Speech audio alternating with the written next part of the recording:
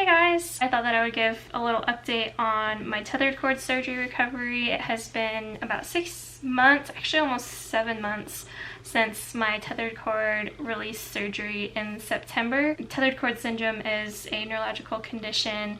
It tends to be more common in those with connective tissue disorders and ehlers-danlos syndrome. And for some reason, in a lot of patients who have a cervical fusion, the symptoms of tethered cord syndrome tend to get worse after the fusion, sometimes immediately, sometimes months after. And obviously not for everyone, but it's just something that I have seen a lot of online. Unfortunately, I really didn't see any improvements from my tethered cord surgery, and I also didn't see any negative effects from the surgery either. Thankfully, the recovery from my tethered cord surgery was a lot easier than my fusion surgery. These surgeries and their recoveries just tend to look different for everyone, and so I'm just one person, I'm one story, but I'm happy to share with you guys my experience. And so what's interesting about my case is that after my surgery, my surgeon came in and he said to my family, like, she had the craziest tether that I'd ever seen, and he had like taken pictures of my phylum and spinal cord in the surgery, and he said, "You're so tethered, like I've never seen anything like it, and you're gonna feel so much better." And so we all kind of thought that, you know, I would feel a lot better after recovering from the surgery and have a lot of symptoms that would improve. He said that my phylum was 15 times thicker than the size of a normal phylum. And I actually have the picture from my surgery, and he sent it to us, so I can put it right here for those of you who are interested in seeing what my phylum looks like. Just because my tether was the craziest he'd ever seen doesn't mean that I had the most severe case of tethered cord or the most severe symptoms from tethered cord syndrome. There are plenty of people who had worse symptoms and complications of tethered cord syndrome than I did, and one example of that is that I could still walk before my tethered cord surgery. I could only walk short distances, and it was hard, and I'm in the same position right now, but I know a lot of people who were mostly in a wheelchair or all in a wheelchair before their tethered cord surgery and really couldn't walk at all due to their tethered cord. But anyways, so yes, I unfortunately did not see improvements from my tethered cord surgery, and that is just me being completely honest. And part of me actually, you know, thinks that I might have just retethered immediately afterwards, like, because I have such a crazy thick phylum. It's really nothing like you'd ever seen before, so maybe I just retethered right afterwards. Maybe my symptoms are due to other neurological issues that I have, maybe weren't due to tethered cord. It's hard to know why the surgery didn't help. So I asked you guys on Instagram if you had any questions about my surgery recovery, and I'll just go ahead and answer those right now. So if you see me looking over here, I'm just looking at my computer screen where I wrote down the questions that you guys asked. So the first one was, how have things changed from 1 month to 3 months to 6 months?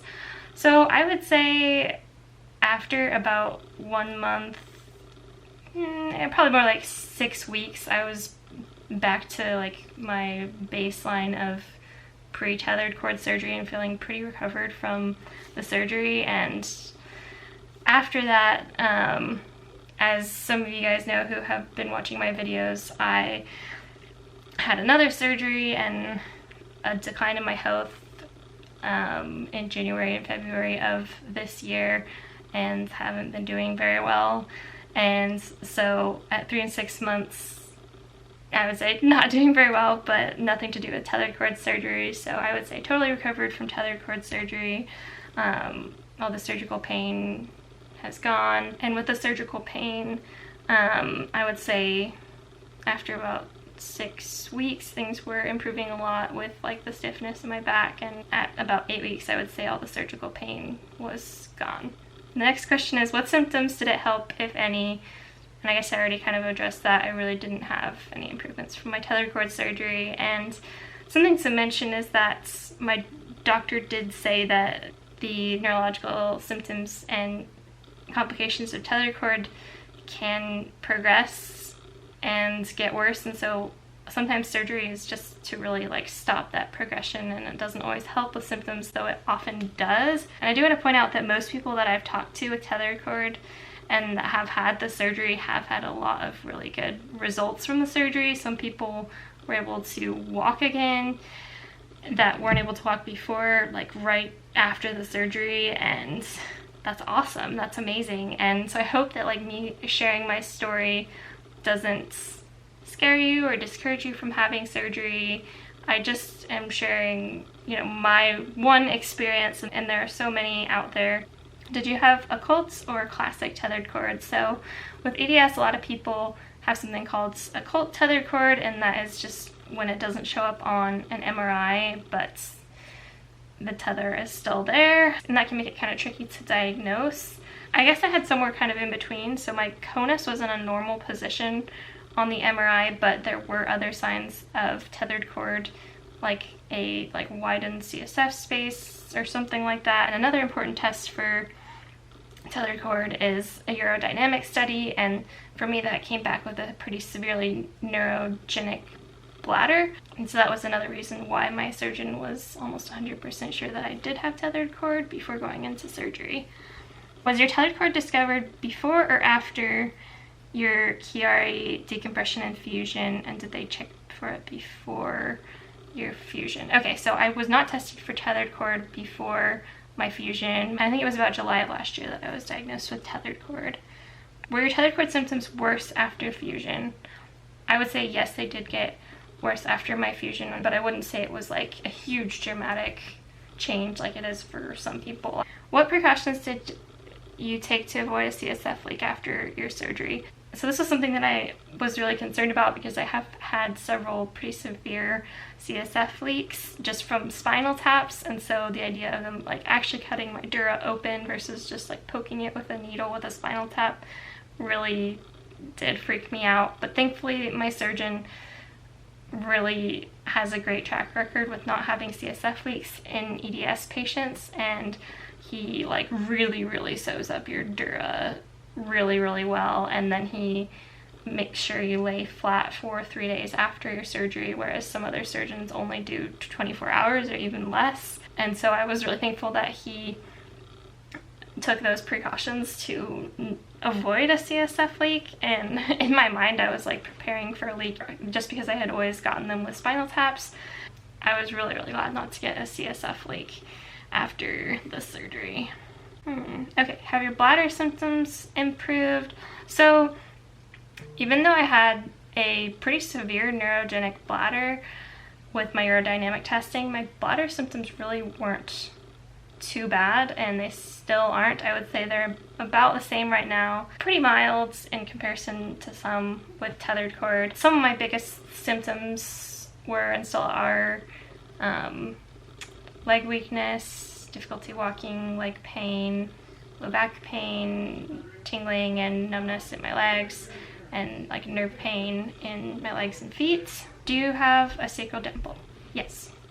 And another random fact is that I actually had a pilonidal cyst surgery like 4 or 5 years ago when I was in college, before I ended up getting pretty sick. That is like a cyst at the very bottom of your spine near where the sacral dimple would be, and I have done some reading on that and actually have seen that there are some connections between pilonidal cysts and tethered cord.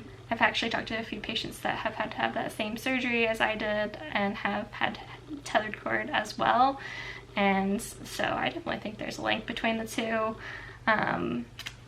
even though nothing is proven with that at this point. What are the pros and cons of having tethered cord surgery? So obviously that's something that I would definitely suggest discussing with your doctor. They're the ones that will really know the true pros and cons of surgery specifically for you. But with any surgery, the pros will be, you know, having the possibility of a big improvement in symptoms, which is awesome. And then the cons are going to be the possibility of complications and the possibility of not getting better, the possibility of even getting worse, which is usually rare, but still always a possibility with any surgery. But for me, I would think that the cons or the risks of a tethered cord surgery are probably lower than something like a craniocervical fusion surgery. I definitely felt like the tethered cord surgery was less of a major surgery and life change than my craniocervical fusion was, but that could be different for someone else. The last one is, are you glad that you had surgery? And I would say yes, I am glad that I had tethered cord surgery. It was what we felt was the right decision at the time, and I'm glad that we tried it. And I'm glad that I didn't get any worse. Maybe there's a possibility that I retethered and that's why I didn't have improvement in symptoms, and maybe tethered cord will be something that we'll need to look back into again in the future. But for now, tethered cord is not what we're focusing on. Anyways, I hope that me sharing my experience was helpful to some of you guys. And if you're having tethered cord surgery, I wish you all the best with your recovery and hope that it gives you lots of improvements in your symptoms and in your health. If you guys have any more questions about tethered cord or my journey with it, let me know. Thanks so much for watching, and I'll look forward to seeing you guys next week. Bye!